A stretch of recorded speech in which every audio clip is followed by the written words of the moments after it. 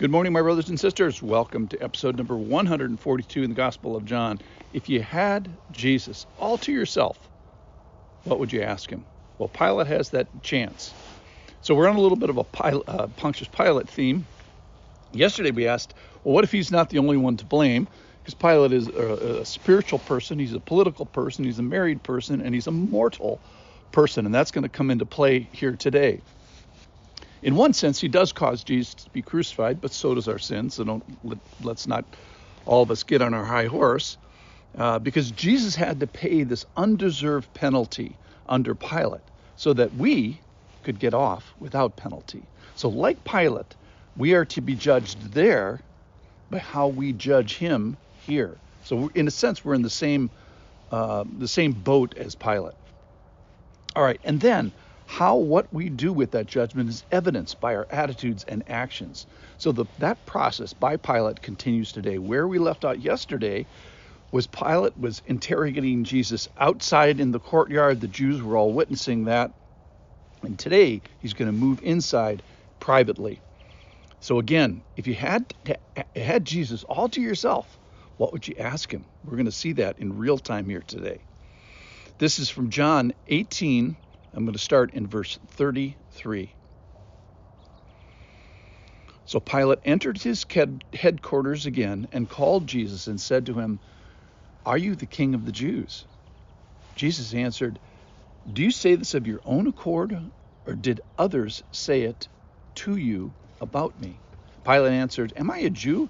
Your own nation and chief priests have delivered you over to me. What have you done?" Jesus answered, "My kingdom," so he says he's a king of a kingdom, "is not of this world. If my kingdom were of this world, my servants would be fighting, that I may not be delivered over to the Jews. But my kingdom is not from the world." Then Pilate said to him, "So you are a king?" Jesus answered, "You say that I am a king.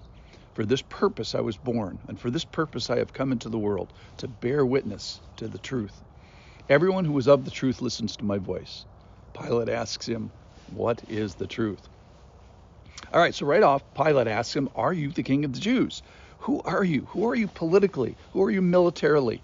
And do you pose a conflict to me as the Roman representative? So are you in opposition in an earthly way to my jurisdiction?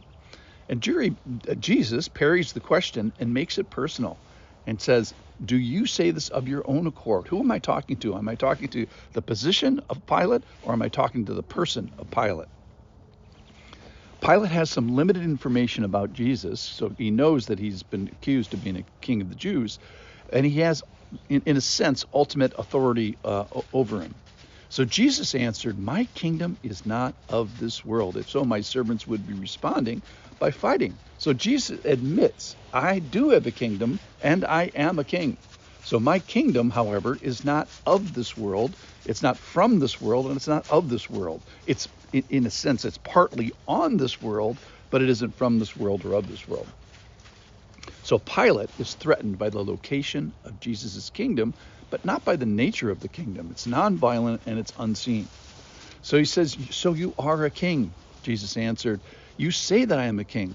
For this purpose I was born, for this purpose I have come into the world, to bear witness to the truth." And then he says, "Everyone who is of the truth listens to my voice." Pilate then said to him, "What is truth?" So you say that I am king, but Jesus reminds him, I am on purpose, I am on station, I am on duty, I am on task, and I was born for this.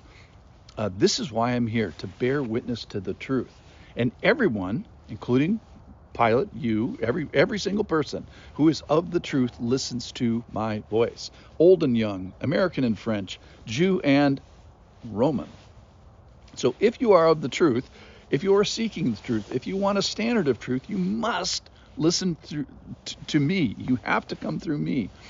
It's truth. I am the way, the truth, and the life. All truth comes back to me and through me. So Pilate, you have to remember, lives in this land of lies where the guilty always lie, just like in the American justice system. Virtually every guilty person in our justice system has lied. They have said, I am not guilty. They've declared themselves as not guilty when they actually were guilty. And I'm sure it was the same for Pilate. He's lived in this land of fungible definitions of the truth. And now, before him, is one who is the standard of truth and is speaking truth and is innocent. So yes, Pilate had a job to do, but he also has a soul. We talked about that yesterday.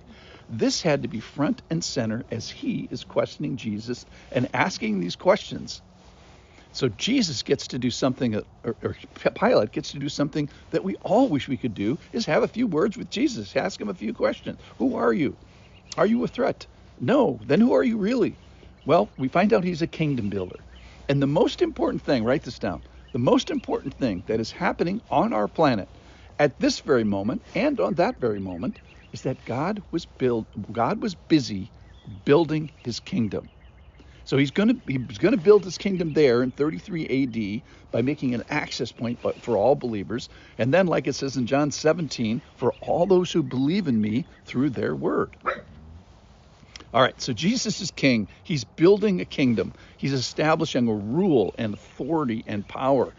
But one thing about kingdoms is they have a ruler, but they also have citizens who are people who follow the king and submissively live under his jurisdiction. So Jesus is a kingdom founder and a kingdom builder, and that kingdom is being built today. So Pilate had to ask and wonder if he was a citizen of God's kingdom. I think this was very personal interrogation for Pilate. So if he was a follower of Jesus, so do we. We have to ask, are we followers are we citizens of this kingdom? Are we part of the kingdom? And if so, if you're a believer already, are you a part of the kingdom's growth?